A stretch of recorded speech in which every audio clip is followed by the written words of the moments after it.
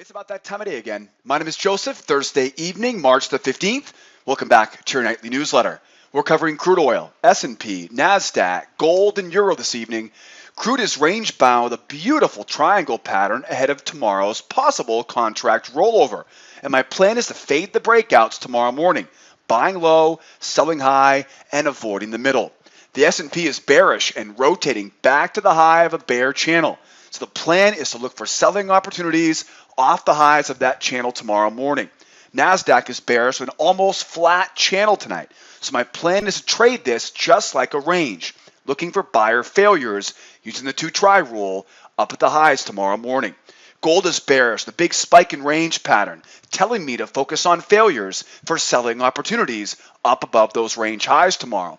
And the euro is bearish, hunting for last week's low, and I have my eyes on a hidden channel for selling opportunities tomorrow morning.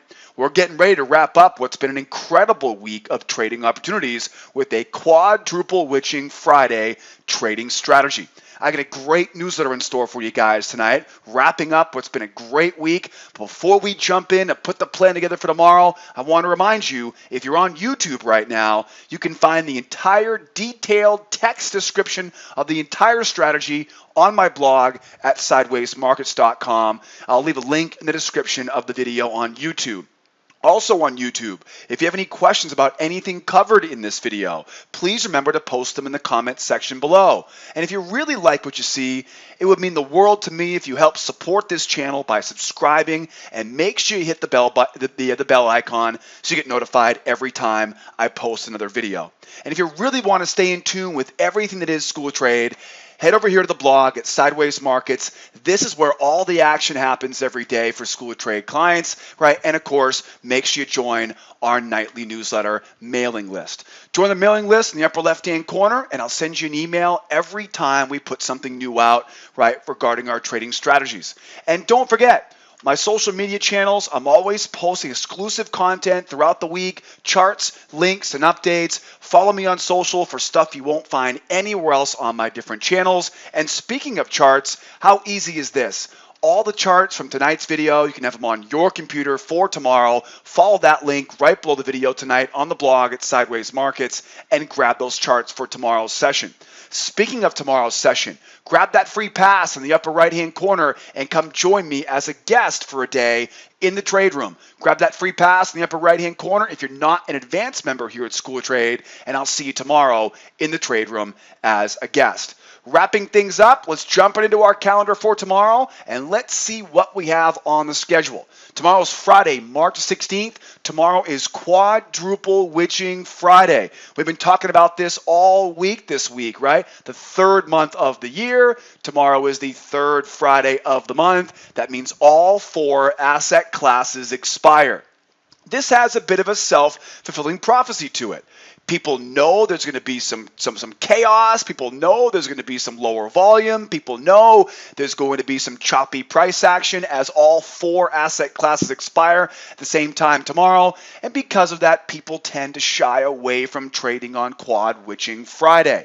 I know a lot of traders that schedule their vacations around Quad Witching Friday. Heck, I got married to my wife on a Quad Witching Friday, right? No better time to take a break from the markets for that. But the bottom line, though, is traders have kind of conditioned themselves to be careful on these Quad Witching Fridays, right? Because again, we expect a little bit lower volume, we expect some chippy, choppy price action, and really the most part is a lot of unexpected moves as traders are rebalancing portfolios, again, because all 4 asset classes expire. So tomorrow, the plan is going to be to trade carefully tomorrow. Luckily, we got some great charts setting up for tomorrow's session, which we'll cover in just a few moments. But the word of the day tomorrow is definitely careful. Take it minute by minute. We're going to see how the day sets up. I have seen so many great great Quad Witching Fridays, so I don't want to say we can't trade tomorrow.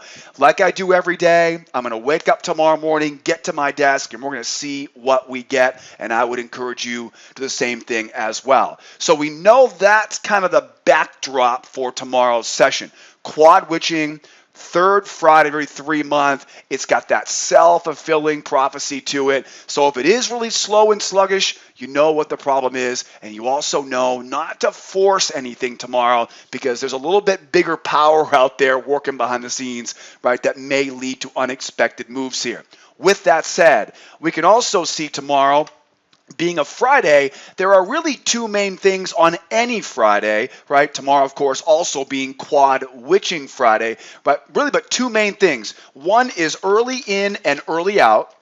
I always recommend 11 o'clock Eastern time, 11 a.m. Eastern time, right, is kind of the last drop of the session on Friday. You're more than welcome to hold positions into the afternoon because oftentimes we do see these low volume kind of runners that run on Friday afternoons. So feel free to leave a position open and running on Friday, but I wouldn't recommend getting into new positions after 11 o'clock Eastern time. The second thing that I recommend on a Friday is to watch those prior week open, high, low, and close levels, right? Those prior week open, high, low, close.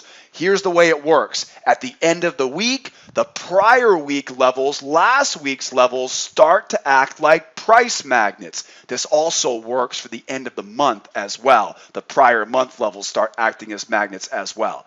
So prior week, open, high, low, and closing prices from last week. We don't have a lot of them. You know, there aren't a lot of them tonight, but on the gold and the euro, they're definitely going to play into account tomorrow, and we've got our eyes on those for tomorrow. So wrapping things up here, the big backdrop is quad witching tomorrow. Okay, be careful, be careful, be careful. Early in, early out, 11 o'clock Eastern time, or earlier, get to those trades early. Prior week, open, high, low, close levels, use them as magnets. Now, in addition to that, we actually have some pretty big news tomorrow as well. We got the housing starts number at 8:30, the industrial production number at 9:15, we get consumer sentiment, and the JOLTS report at 10 a.m.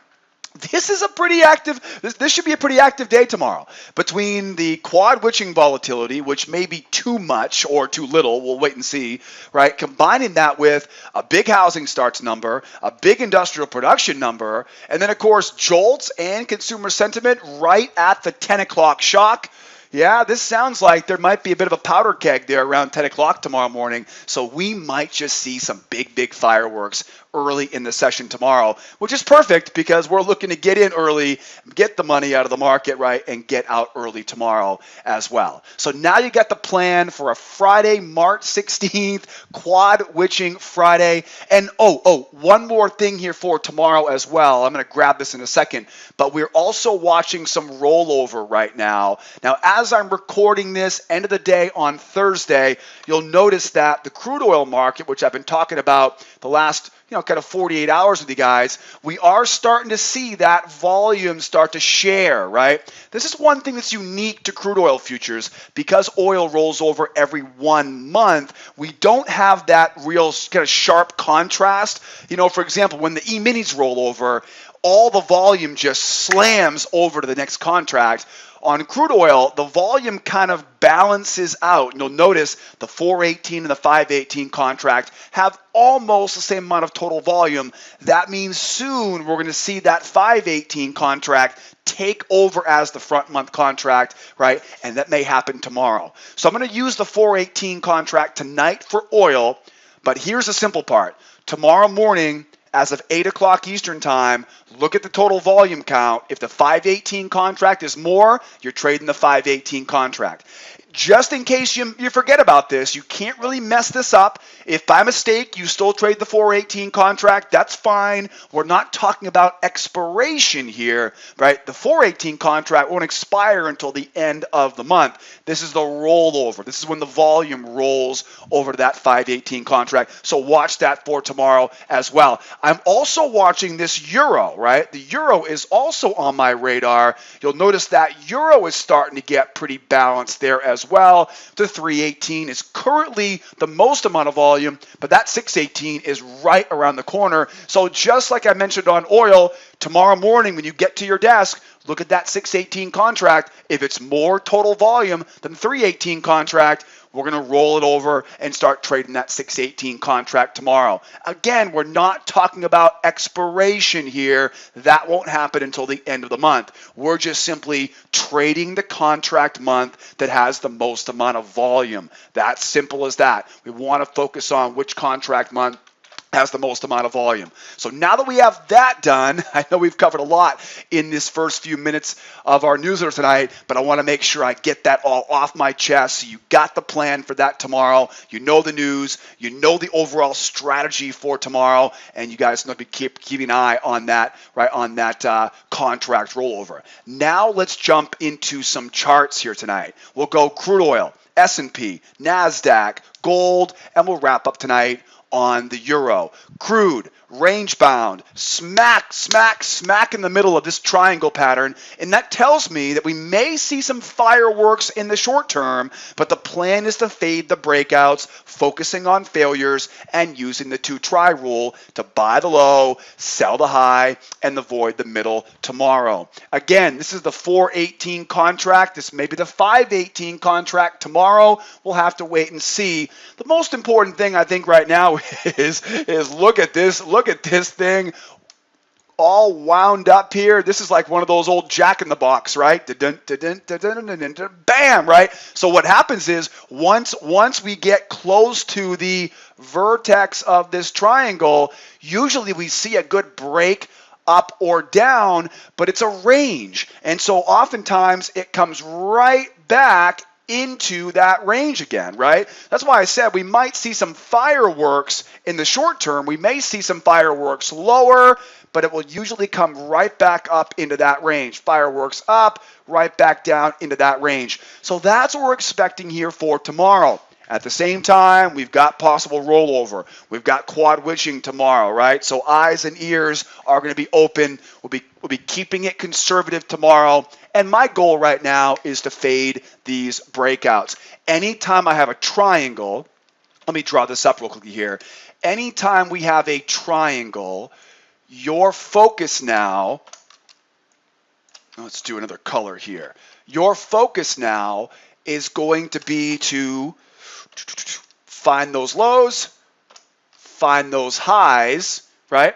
And then fade those breakouts, right? So of course, we're going to grab our, right? We'll grab our lows, we'll grab our highs, right? Those are your most important, right? The swings. What I'm do is use that up, 1 try, right? 1 try, 2 try, back down in, right? Or down, 1 try, 2 try, back up in, right? It's a range. But what I want you to remember is the real good stuff always happens around those, right? Around those edges, right? So watch those edges of this triangle because that's where the good stuff's going to happen, right? So I got my edges marked up, edges, right? Got those edges marked up here, right? Around the highs and the lows. And again, we should see some short-term fireworks on this. We should see it up, 1 try, 2 try, back down, down, 1 try, 2 try, back up. Now you can see there's obviously a bull bias, to this range. Big, strong move up, right? So if somebody told me you can only trade in one direction tomorrow, what do you got? I would say definitely want to be a buyer off of this low. 1 try, 2 try, right, back up in. I've also got that measured move, right? We'll look at that as a range breakout to fade that breakout, right? So we talk about the word, right, fade the breakout. What does the word fade mean? Fade is an old school stock trading term, right, that basically means as the market goes higher, I'm trying to sell back down in, or as the market goes lower, I'm trying to buy it. Fading breakouts is really the best strategy for a range bound market. But I don't just buy it as it goes lower. As it goes lower, I'm expecting sellers are going to try to send the price lower on the pullback. I wait for them to try to sell the pullback, and I look for them to fail. What I try to do is I try to incorporate things like a prior swing or a measured move, some sort of support level here, so I can not only find buyers buying at support, but I can catch those sellers on the wrong side of the market going back up into that range. Same thing overhead, right? We have that measured move overhead that acts as resistance. So if we can get this market up, one try, two try, again, we see a strong move up. Buyers think this is a trending market. They try to buy the pullback. If they fail, I'm selling right back right into that failure. Another thing you'll notice is I have these trend lines extended into the future, right? We call this the bow tie pattern. We may see this come into play here tomorrow, right? We go from a triangle to an expanding triangle. And so don't be afraid to use the expanding triangle to buy off that low, to sell off the high, using the same strategy that I've described. I want to avoid the middle, buy the low, sell the high, and with that bull bias, I'll much rather be a buyer down at that low. Now, one last question. How do we break out of this range? It's always important to remember the two try rule. As price goes up, there's one try, there's two tries. The key is going to be on that second try, do we see extreme strength? If you see a lot of strength off that second try, then I'd like to see it go up. I'm going to grab a new channel and look to buy the pullback from there. And at that point, it'll be a 1, 2, triple measured move will be our target going higher here. Same thing to the downside. If we see a strong move down, wait for that second leg. If that second leg explodes lower, now you know something's changed. I'm going to mark up those lows, bring it up to that high, and look for that sell off of that high with a target going back down to retest that low at 60.11. So stay away from that middle, buy that low, sell that high. Again, would rather buy the low, use that two try rule, and keep your eyes open for a potential breakout right tomorrow morning. Don't forget, I've covered a lot on this chart so far. I'm going to be with you guys tomorrow morning, 8 o'clock Eastern time in the trade room, and we'll do it together. How about some S&P? Boy, what a great day on the S&P today. S&P is bearish with a wide, almost flat channel. And just like last night's newsletter, the plan is to trade this just like a range tomorrow, selling the highs, using buyer failures, right, and the two try rule. Now, what I'll do is I'm going to drop a link at the top of this video here tonight. I would encourage you to check out, if you missed it, the newsletter from last night, because last night's newsletter, we talked about what our plan is for a flat, wide, right, almost range-bound scenario, right? So flat, wide, range-bound scenario. We talked about a very specific plan, and that was to look for a breakout failure at the high for the sell back down in. You can see here, if you waited for that breakout to fail, you were rewarded with pretty much the easiest money that was able to make in today's session. So give yourself a pat on the back, right? Give yourself some kudos for staying patient for that. If you stuck to the plan, right, you were rewarded very, very well. So congratulations on that from last night's newsletter. Now, we go back down to the low of that channel. Bears now stop selling. We're looking to go back to the high of that channel, and now we want to go back down and retest that low for tomorrow, right? Back down to retest that low. So think about it this way. It's almost the identical plan that we had from last night's newsletter. I want to sell off the high, but I'm expecting this to be treated like a range. One try, two try, back down in. Now, sometimes, as you can see right here, sometimes the two try rule does this. One try, two try, back down in, right? Sometimes the highs are lower. Sometimes the highs are higher. One try, two try, and then back down in. If we get lucky tomorrow and we get that higher high, right? If it gets a higher high for the two try, then that means this is even a more powerful sell back down in, because what it's doing is it's roping in all those breakout buyers who oftentimes get suckered into buying that breakout. I've talked about this over and over on this nightly newsletter for years now. When you're trading liquid markets like the futures markets, real markets, right? You can't rely on breakouts. Most breakouts will fail. Professional traders, they know there's a new rookie in the market every single day of the week. In fact, every second of every day, someone new comes into the market with a brand new trade account, and they may have been trading stocks or trading cryptocurrencies, and they try to apply those same strategies to real markets, right, real liquid markets in the futures markets, and all of a sudden, right, that strategy doesn't work very well. So they know this stuff. They know people are out there trying to trade these breakouts, and people like me are waiting for those breakouts to fail and then go back into that range we came from. So that's the plan here for tomorrow on the S&P. One try, two try, failure, back down into that range. Exactly the same thing that we saw this afternoon. If we go back down to that low, one try, two try, failure, break, right, and then back up in. You can see the example right here, right? One try, two try, back above the moving average, buy the pullback, and you're off for the races, right? One try, two try, back below the moving average, sell the rip, right? Back down to retest that low. So two try rule, fade those breakouts, back into the range for tomorrow. It's very similar to the crude oil chart, right? At least in the strategy we're going to use. The only big difference is this is a channel, whereas the other one on the crude was a triangle.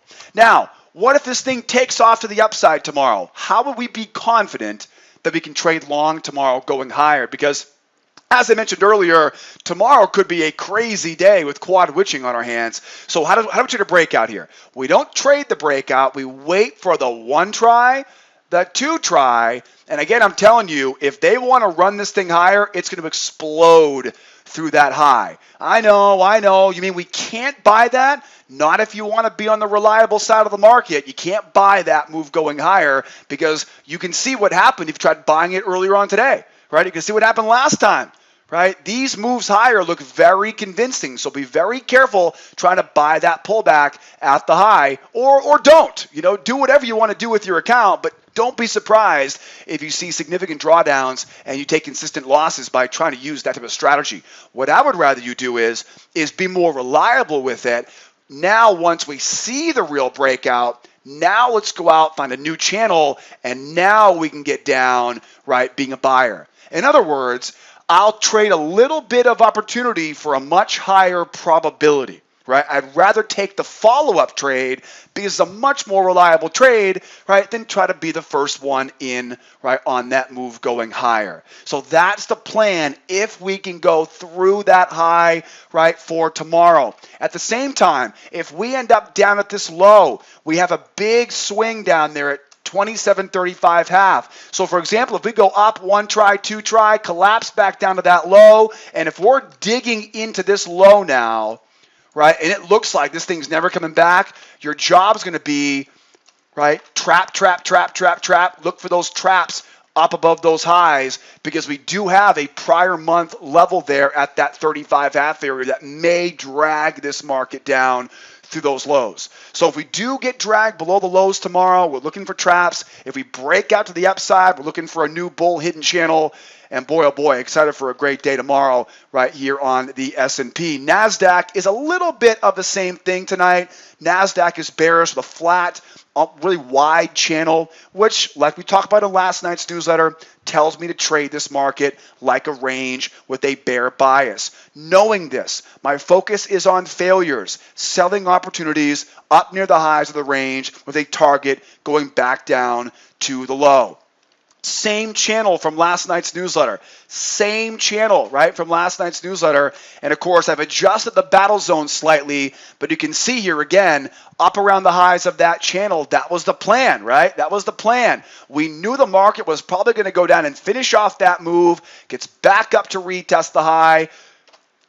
One try, two try, failure, back down to that low. Now look closely though. They never finished off the low of that move. So now I'm going to draw that trend line coming over, and now all of a sudden it looks like we may have ourselves a triangle just like we saw on oil, right? Higher high or higher lows and lower highs. So assuming now this is a triangle pattern coming off the lows, coming off the high, we talked about that about oil, right?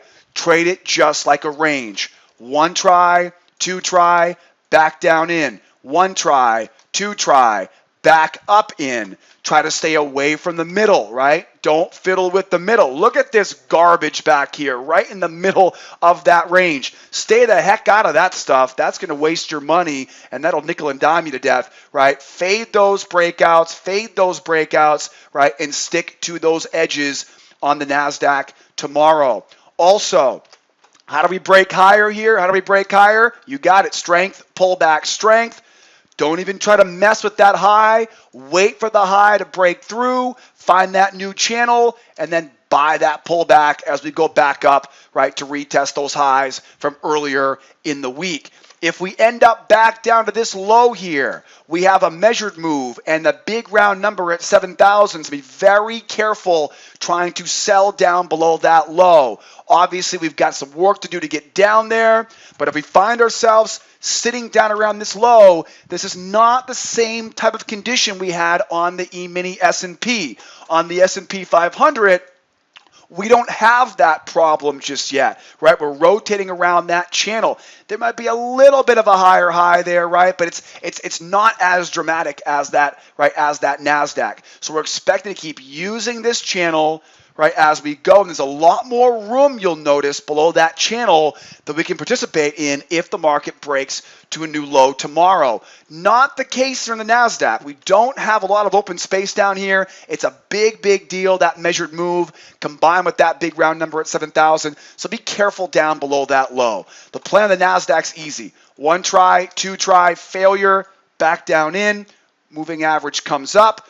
One try, two try, strength and pullback, back down in. I always like that pullback back to that moving average. That's always the easy one, right? We saw an example right there earlier on in today's session. And then again, one try, two try, failure, strength, pullback, right back up again, right? You can see these examples over and over again. There was a good example right there. One try, two try, break up, pull back. Guys, this stuff happens over and over and over again. All I do is just simply teach the patterns that I see every day in our trade room. Some of them are more complicated than others, but they all are very easy to learn. Stay away from that middle. Fade those breakouts. And again, tomorrow with quad witching, watch for that strength, pullback strength. Watch that strength going higher. Trust me, it's better to wait for the follow-up trade than to try to mess around at those highs. Let's keep going here. From the E-minis over here to the commodities now, back to gold. Gold is bearish with a spike and range pattern as it tries to push down to the prior week low. The double bottom we're seeing at this afternoon's low is what tells us this is probably a trading range. So my plan is to stay patient and look for selling opportunities up above the range highs tomorrow morning. Great example of a lot of different things coming together here. And as you can see, there's that prior week low. This is the first chart we've seen so far tonight that introduces those prior week levels. So we have to assume that's the big carrot at the end of the stick for the bears. We have to assume that's the big target for those sellers tomorrow. What do we know right now? We know we had a strong move down into a spike in channel. That spike in channel says look for selling opportunities up near swings and back down to retest the low. We see a double bottom at that low. Anytime I see a trending market with a double bottom like this, it tells me we're still bearish, but we have to look at this now as a range. Once you see that double bottom on a trending environment, then you know to look up top, find those highs, mark up those highs, and now this becomes a bear market inside of a trading range. Now, what do we know about ranges? We talked about this already a few times already. Anytime we have a trading range, whether it was last night on the newsletter or tonight on the newsletter, right, we look for that fade the breakouts, right? Fade the breakouts. Again, we want to sell as the price is going higher. It's a bear market. I want to sell at resistance. Now, how can I do that? How can I sell at resistance? Top of the range, prior swings, beautiful naked reversal line there at 21.7. Heck, I've even got a hidden channel coming down over here off that top. That could be used as resistance. Sell at resistance in a bear market.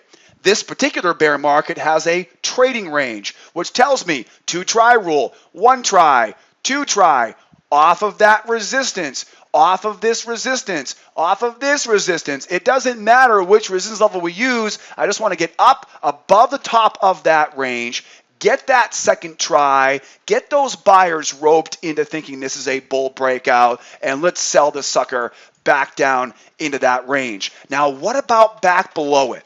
See, this is where we may have some trouble tomorrow. What if we go lower here, right? Going higher is the easy part, right? 2 try above, break back down. That's the easy part. What if we go lower? We got that prior week down here. Now, if you want to be aggressive with this, right, and really push the envelope a little bit, 1 try, 2 try, and then back up into that range, right? That would be an option, but it's a bear market. And just recently, right? Just recently, we saw a couple new White House officials talking about sell gold. So we know there's been some recent headlines about bears in the gold market. So may not be a great idea tomorrow until we turn bullish, right, to be a buyer on the yellow metal. So be careful trying to be a buyer off of that low. What is likely to happen tomorrow is we're likely either to go down below that low and then back up in, where we'll then look for the sell back down off that low, off the high,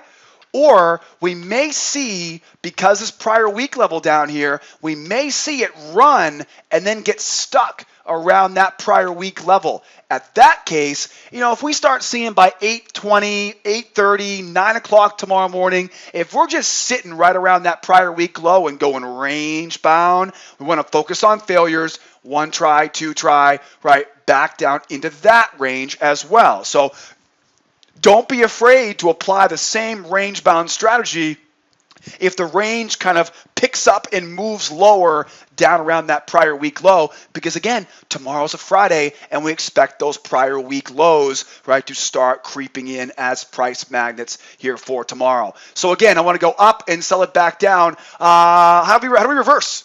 How do we reverse? It doesn't look likely right now. It's been a pretty strong bear market down today. It doesn't look like reverse, but again, tomorrow's quad witching.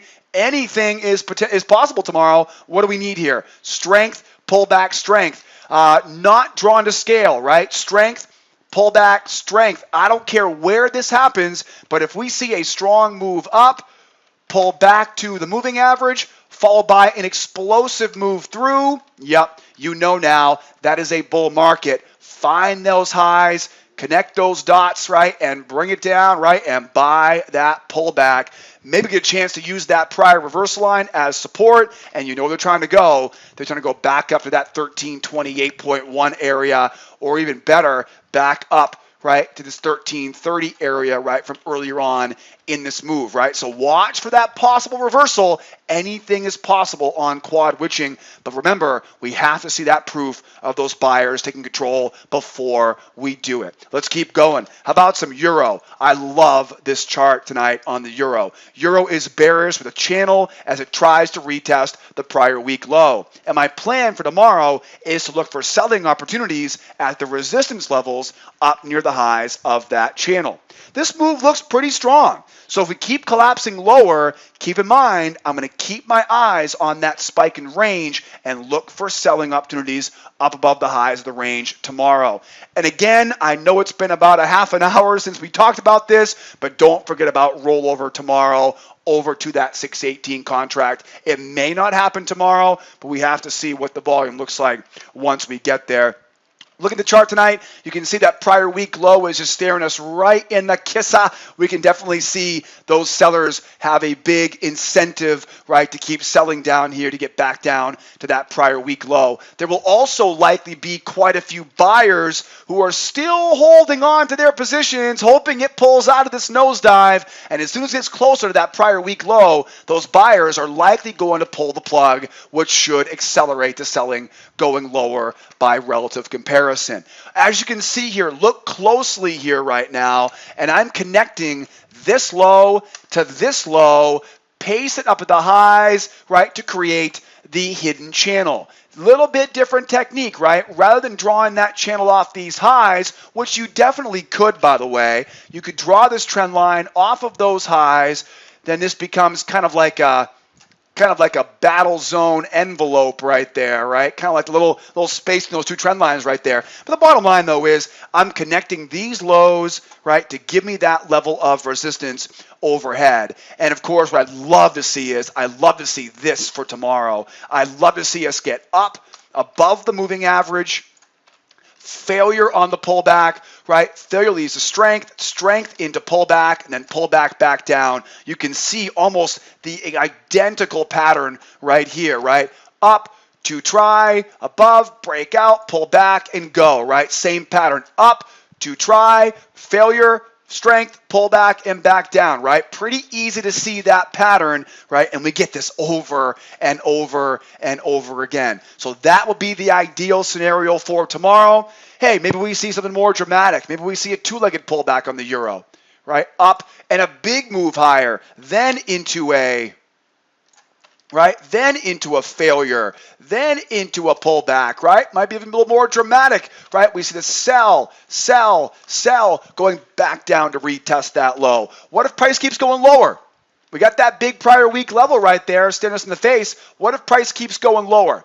Price keeps going lower. Do not take the bait. Do not try to get lucky down here. Like I said earlier this week, I'd rather be reliable than lucky. We don't want to make our money the lucky way because it's difficult to get lucky every day in the market. I want to wait for that trap, right, and sell that trap high if we don't get the pullback overnight, right? So this thing just keeps on trucking to the downside. We're going to wait for that trap high, sell up at resistance because we don't want to sell down at support. Last but not least here, how do we turn bullish? How do we turn bullish? Strength, pullback, strength. Mark up those highs, bring it down to that low, buy that pullback, target, you got it, all the way back up, right, to retest the high. Okay, so watch that reversal. Also, too, if we come down, we bounce, double bottom, go, just like on the euro, just like on the gold, right?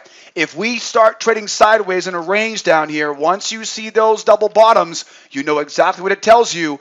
Range failure, fade, fade, fade, fade those breakouts using the 2-try rule, going back down to retest that low. How's that sound for a plan tomorrow? Euro looks great. Gold looks good. E-minis look great.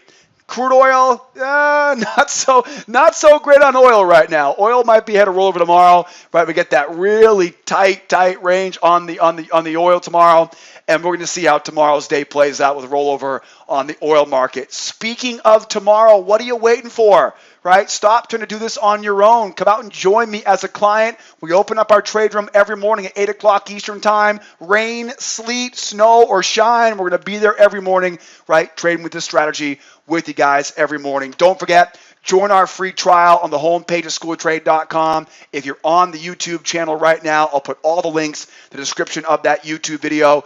Don't forget, check out our beginner, intermediate, and advanced classes. We have great flexible payment options for our advanced membership, so make sure you reach out and ask for more details on that. Again, any questions, you can post them in the comment section of the YouTube video, or we have live support on the right-hand side of our blog and all the website pages here at schooloftrade.com. Guys, what an awesome third week of the month of March. We went through daylight savings time this week. We've, of course, got sandwich tomorrow. We're going to wrap this session up tomorrow morning in our trade room. If I don't see you there, please don't forget we don't publish a newsletter on Friday evenings. I'll be back next Monday evening, and we're going to do it all again, same time, same place. If we don't see you guys tomorrow, be well out there, be nice to each other, will ya? And be here next time. Adios, amigos. Bye-bye for now.